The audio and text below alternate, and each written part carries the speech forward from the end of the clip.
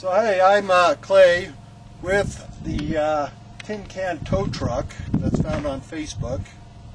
And what started all this out is we bought this 1970 32-foot Silver Streak.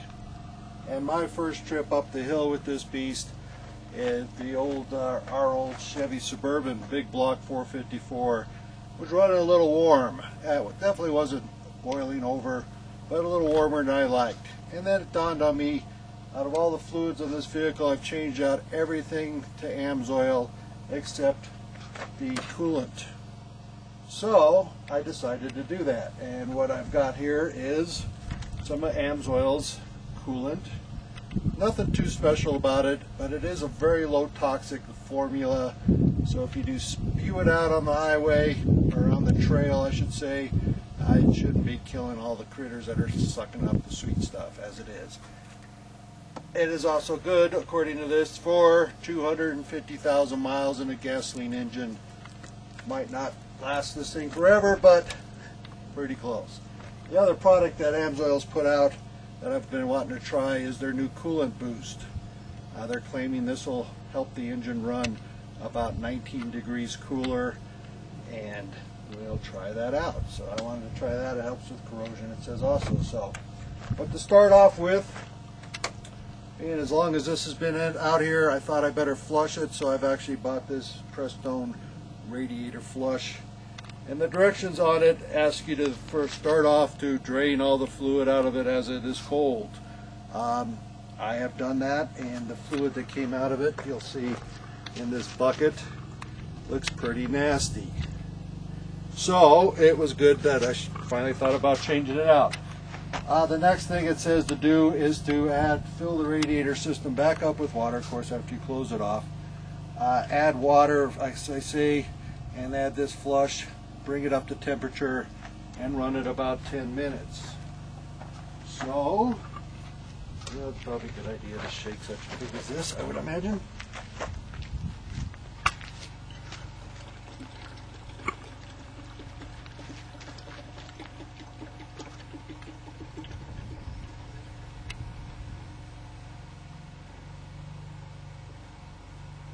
Wasn't that exciting?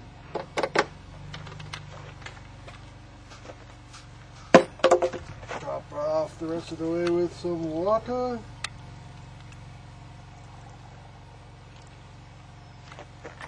Put the radiator cap on. And now I'm going to go fire up the big block.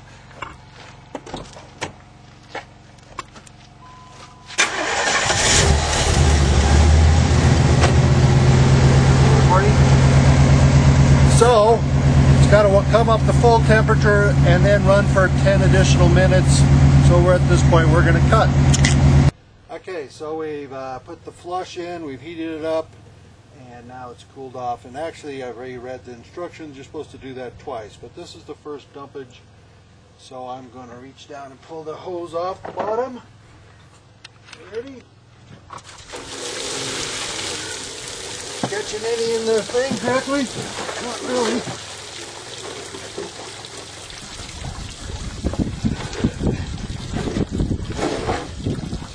But luckily this isn't as toxic because this is mostly just water and that flusher stuff. Anyway, now I'll hook the hose back up and fill it back up. Cut. Alright, now this is the second load of water. This is just mostly water flushing out the radiator, so I'm just letting it go to wash anything else down the driveway that might be toxic there. And it's still pretty warm, so here we go. Yahoo!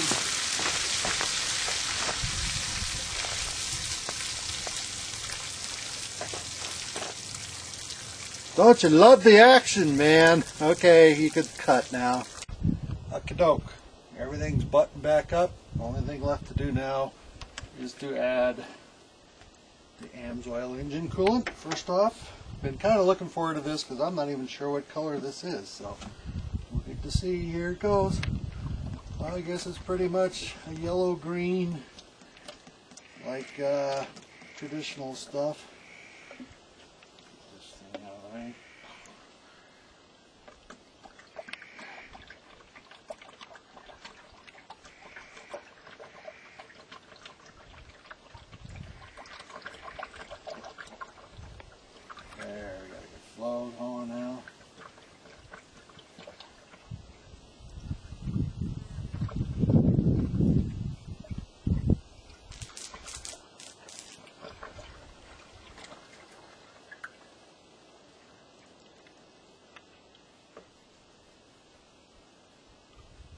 Alright, one down.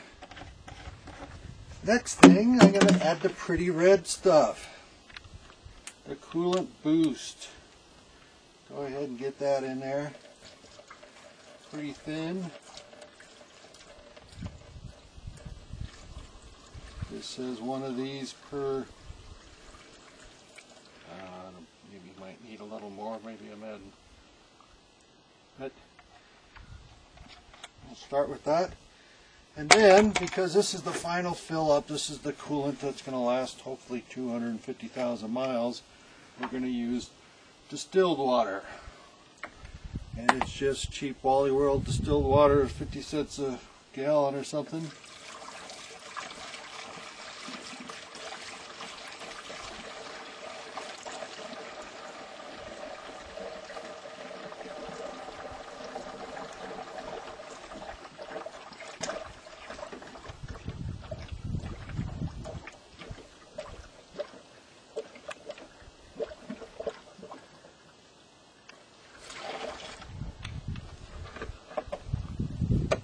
Alright, it still needs more, but I would probably start it at this point. I'm going to go ahead and use my other bottle to do a 50-50 mixture of antifreeze and distilled water, and then once it's warmed up, I'll check it again. And I also drained up this dude, so I got to top it back up a little bit. But there you go, simple.